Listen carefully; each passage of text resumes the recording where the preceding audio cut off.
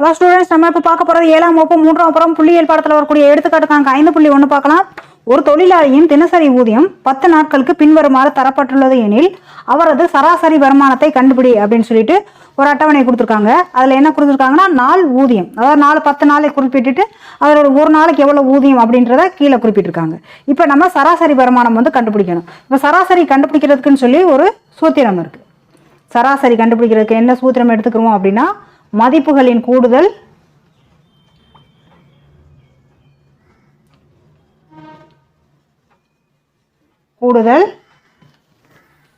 வகுத்தல் மதிப்புகளின் எண்ணிக்கை. இப்போ சராசரி கண்டுபிடிக்கிறதுக்கு என்ன ஃபார்முலா எடுத்துக்கிறோம் அப்படின்னா மதிப்புகளின் கூடுதல் வகுத்தல் மதிப்புகளின் எண்ணிக்கை அப்படின்னு சொல்லி இந்த ஃபார்முலா மூலமாக தான் நம்ம கண்டுபிடிக்க முடியும்.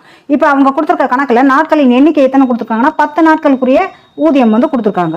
ஊதியங்களின் எண்ணிக்கை வந்து நமக்கு தேவையில்லை, அந்த ஊதியங்களின் கூடுதல் தான் வந்து நமக்கு தேவை. இப்போ சராசரி கண்டுபிடிக்கணும்னா மதிப்புகளின் கூடுதல் அப்படிங்கிற இடத்துல நம்ம என்ன எழுதிக்கலாம், சராசரி இஸ் ஈக்குவல் டு சராசரி வருமானம் கண்டுபிடிக்க சொல்லியிருக்காங்க. அப்போ சராசரி வருமானம் கண்டுபிடிக்கிறதுக்கு மதிப்புகளின் கூடுதல் அப்படின்னா ஊதியங்களின் கூடுதல் அப்படின்னு சொல்லி எழுதிக்கலாம். ஊதியங்களின் கூடுதல் இதை வந்து இதனால வகுக்கணும் அப்படின்னு சொன்னா ஊதியங்களின், அதாவது நாட்களின் எண்ணிக்கை, மதிப்புகளின் எண்ணிக்கை அப்படிங்கிறது நாட்களின் எண்ணிக்கை, எத்தனை நாட்களுக்கு சொல்லியிருக்காங்களோ அந்த நாட்களின் எண்ணிக்கையினால நம்ம வகுக்கணும்.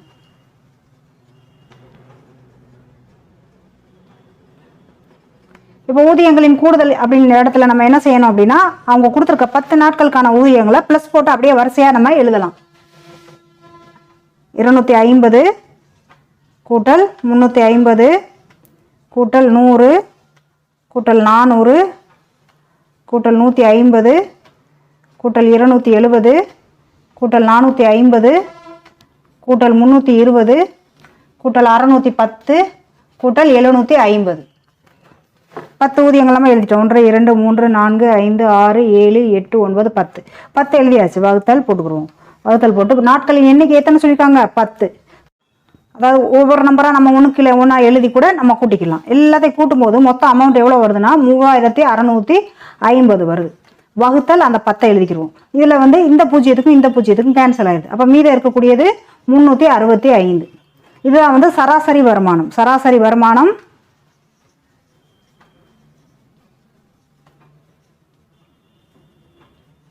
இஸ் ஈக்குவல் டு ரூபாய் போடணும். ரூபாய் 365. அடுத்ததா எடுத்துக்காட்டுக்கான 5.2 பார்க்கலாம். 9 விவரங்களின் சராசரி 24 எனில் அவ்விவரங்களின் கூட்டுத்தொகையை காண்க அப்படின்னு சொல்லியிருக்காங்க. இப்போ நம்ம கொஸ்டின் எடுத்து எழுதுவோம். சராசரி எவ்வளோ சொல்லியிருக்காங்கன்னா சராசரி 24 சொல்லியிருக்காங்க. விவரங்களின் எண்ணிக்கை, அதாவது 9 விவரங்களின் சராசரின்னு சொல்லியதுனால விவரங்களின் எண்ணிக்கை 9.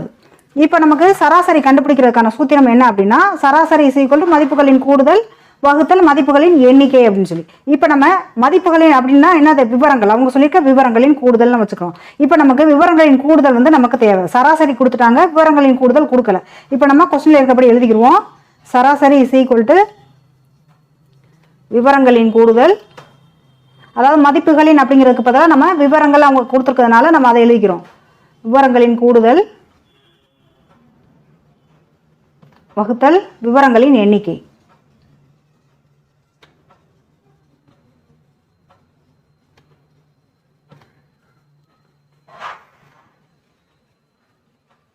எண்ணிக்கை.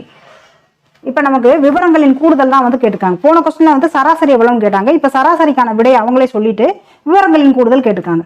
இப்போ சராசரி அப்படின்னு சொல்லியிருக்கிறதுக்கு மேலே அதனுடைய விடை எழுதுவோம். அவங்க எவ்வளோ சொல்லியிருக்காங்கன்னா 24 சொல்லியிருக்காங்க சராசரி. விவரங்களின் கூடுதல் வந்து அவங்க கொடுக்கல, அப்போ எக்ஸ்ன்னு சொல்லி வச்சுக்கலாம். விவரங்களின் எண்ணிக்கை எத்தனை சொல்லியிருக்காங்கன்னா 9 சொல்லியிருக்காங்க. இப்போ நமக்கு இந்த எக்ஸினுடைய மதிப்பு, அதாவது எக்ஸ்னா அது விவரங்களின் கூடுதலுடைய மதிப்பு நமக்கு தேவை. அப்போ என்ன செய்யணும், இந்த பக்கம் இருக்கக்கூடிய 24 வந்து இங்கே போகணும். இப்போ இது ரெண்டையும் நம்ம பெருக்குவோம். அதாவது 24 × 9 இஸ் ஈக்குவல் டு எக்ஸ் அப்படின்னு சொல்லி வச்சுக்குவோம். இது ரெண்டையும் பெருக்கும் போது நமக்கு எவ்வளோ கிடைக்குதுன்னா 216 கிடைக்குது. அப்போ எக்ஸினுடைய மதிப்பு வந்து 216. அப்போ எக்ஸ்னா என்னது விவரங்களின் கூடுதல். விவரங்களின் கூடுதல் 216.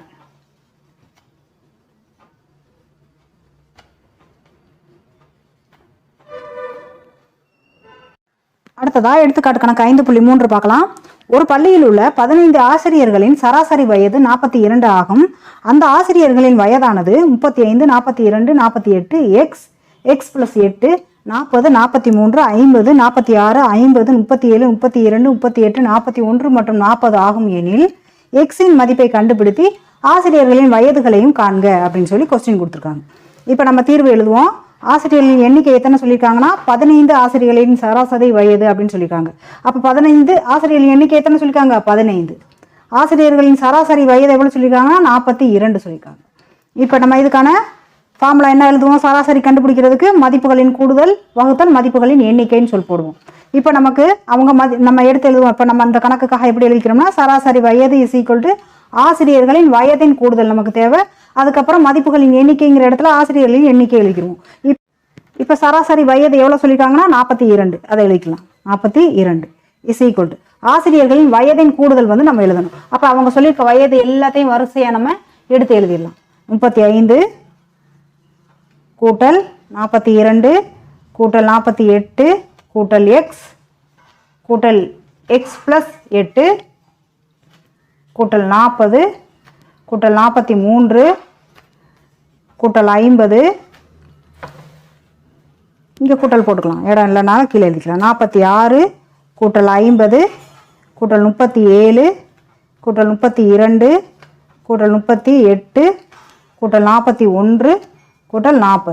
இப்போ 15 எழுதிட்டோமான்னு பார்க்கலாம். 1 2 3 4 5 6 7 8 9 10 11 12 13 14 15 எழுதியாச்சு. வகுத்தல் போட்டுக்குருவோம். வகுத்தல் ஆசிரியர்கள் எண்ணிக்கை எத்தனை சொல்லியிருக்காங்க? 15 ஆசிரியர்கள் எண்ணிக்கை 15 சொல்லிட்டாங்க. இப்போ நம்ம இந்த 42 அப்படி எழுதிக்கலாம். எழுதிட்டு இந்த வயதுகள் எல்லாத்தையுமே நம்ம கூட்டணும். ஆசிரியர் வயதுகளின் கூடுதலுக்காக கூட்டணும். அப்போ இந்த எக்ஸை கூட்ட முடியாது, எக்ஸ் ப்ளஸ் 8 வந்து நம்ம கூட்ட முடியாது. மிச்ச வயசு எல்லாத்தையும் நம்ம கூட்டும்போது நமக்கு 542 வரும். ப்ளஸ் அந்த எக்ஸை போட்டுக்கலாம். எக்ஸ் ப்ளஸ் 8 இருக்கு, அதையும் நம்ம போட்டுக்குருவோம். 15 அப்படியே போட்டுக்கலாம். போட்டுட்டு இந்த 542ஐயும் இந்த 8ஐயும் நம்ம இப்போ கூட்டுவோம். ஏன்னா இது வந்து ப்ளஸில் தானே இருக்குது, அதனால் வந்து நம்ம கூட்டலாம். அப்போ 542 + 8 சேர்க்கும்போது 550 வரும். 550 ப்ளஸ் இந்த எக்ஸையும் கூட்டும்போது 2x பை 15. இந்த 42 அப்படியே இருக்கும். இப்போ நம்ம என்ன செய்ய போகிறோம்னா இந்த வகுத்தலில் இருக்கக்கூடிய இந்த 15 இடது பக்கமாக கொண்டு வரும்போது பெருக்கலாக மாறும். அப்போ 42 × 15 இஸ் ஈக்குவல் டு 550 + 2x அப்படின்னு சொல்லி எழுதிக்கிறோம். இப்போ இது ரெண்டையும் நம்ம பெருக்கும்போது 42ஐயும் 15ஐயும் நம்ம பெருக்கலாம். 2 10 மீத 1 ஐநாங்க 21 21 1 2 1 4 630 வருது. 630 இது ரெண்டையும் பெருக்கும்போது பெருக்கிட்டு 42 15 பெருக்கும்போது 630 வருது. இந்த 550ஐயும் + 2x அப்படியே எழுதிக்கலாம். இப்போ அடுத்ததாக என்ன பண்ண போகிறோம்னா இந்த 2x மட்டும் நம்ம அப்படியே வச்சுட்டு இந்த 550 இடது பக்கமாக கொண்டு வந்து கழிக்கலாம். ஏன்னா இங்கே வந்து ப்ளஸ்ஸாக இருக்குது, இங்கே மைனஸ் ஆயிரும். அப்போ 630 minus 550 is equal to 2x அப்படின்னு சொல்லலாம். இந்த 2x வந்து இங்கே கூட்டக்கூடாது, ஏன்னா இது ரெண்டும் பெருக்கல்ல இருக்குது, அதனால நம்ம கூட்டக்கூடாது. இப்போ இது ரெண்டையும் நம்ம கழிக்கும்போது 630 550 போயிடுச்சுன்னா 80 வரும். 80 இஸ் ஈக்குவல் டு 2xன்னு சொல்லி இருக்குது. இப்போ நமக்கு எக்ஸனுடைய மதிப்பு மட்டும் நமக்கு தேவை. அப்போ நம்ம என்ன செய்யலாம், எக்ஸை மட்டும் இட வச்சுக்கிட்டு 80 / 2 போட்டுக்கலாம். அதாவது ஈக்குவல்ட்டுக்கு அந்த பக்கம் போகும்போது இது வந்து வகுத்தலாம் மாறுது. அப்போ 80/2 அப்படின்னு சொல்லி எழுதிக்கிறோம். எக்ஸ் இந்த பக்கம் வந்துருச்சு, 80 அந்த பக்கம் போயிருச்சு, 2னால வகுக்கிறோம். வகுக்கும்போது அடிச்சு போடலாம் 40. அப்போ எக்ஸ் இஸ் ஈக்குவல் டு 40. எக்ஸனுடைய மதிப்பு 40. இப்போ நம்ம எக்ஸ் மட்டும் தான் கண்டுபிடிச்சிருக்கோம் 40. நமக்கு எக்ஸ் ப்ளஸ் 8ம் தேவை. எக்ஸ் ப்ளஸ் 8 இஸ் ஈக்குவல் டுனா என்னன்னா எக்ஸனுடைய மதிப்பு 40 கூட்டல் 8 சேர்த்துக்கலாம் இஸ் ஈக்குவல் டு 48. அப்போ நம்ம கொஸ்டினில் ஆன்சர் எடுத்து எழுதும்போது என்ன எழுதணும் அப்படின்னா எக்ஸ் ஆசிரியரின் வயது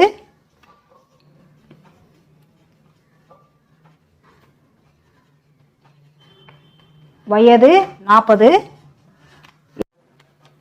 எக்ஸ் ப்ளஸ் 8 என்ற ஆசிரியரின்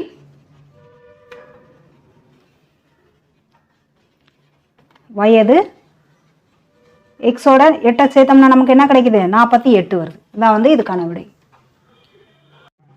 அடுத்ததா எடுத்துக்காட்டு கணக்கு 5.4 பார்க்கலாம். பின்வரும் எண்களின் சராசரி 38 என்றால் எக்ஸின் மதிப்பை கண்டறியவும் சொல்லிட்டு நம்பர் கொடுத்துருக்காங்க. இப்போ நம்ம எடுத்து எழுதிக்கிறோம். எண்களின் சராசரி எவ்வளோ சொல்லியிருக்காங்கன்னா 38. எண்களின் எண்ணிக்கை எத்தனை கொடுத்துருக்காங்க, 1 2 3 4 5 6 7 8 9 10 11 11 எண்கள் கொடுத்துருக்காங்க, எக்ஸையும் சேர்த்து. இப்போ நம்ம ஃபார்முலா எழுதிக்கிட்டு நம்ம கணக்கு போடுவோம். இப்போ சராசரி அப்படிங்கிறது விடை அவங்களே கொடுத்துட்டாங்க, சராசரி கண்டுபிடிக்க வேண்டியதில்லை. சராசரி வந்து 38 கொடுத்துருக்காங்க. 38 இஸ் ஈக்குவல் டு எண்களின் கூடுதல் அப்படிங்கிற இடத்துல எல்லா எண்களையும் வரிசையை எழுதுவோம். 48 plus X plus 37 plus 38 plus 36 plus 27 plus 35 plus 34 plus 38 plus 49 plus 33 எல்லா எண்களையும் நம்ம எழுதியாச்சு. வகுத்தல் போட்டுட்டு எண்களின் எண்ணிக்கை எத்தனைனா 11. இப்போ இந்த சராசரியை நம்ம அப்படியே எழுதிக்கலாம். அதாவது எக்ஸை தவிர எல்லா எண்களையும் கூட்டும்போது நமக்கு 375 வருது. கூட்டல் அந்த எக்ஸை வந்து அப்படியே போட்டுக்கலாம். வகுத்தல் 11 அப்படியே இருக்குது. இப்போ நமக்கு எக்ஸினுடைய மதிப்பு தேவை. முதல்ல இந்த 11 வந்து இடது பக்கமாக கொண்டு வந்து பெருக்கலாம். 38 × 11 இஸ் ஈக்குவல் டு 375 ப்ளஸ் எக்ஸ்ன்னு சொல்லி எழுதிக்கிறோம். இப்போ இது ரெண்டையும் பெருக்கலாம். அதாவது 38ஐயும் 11ஐயும் நம்ம பெருக்கும்போது ஒரு 8 3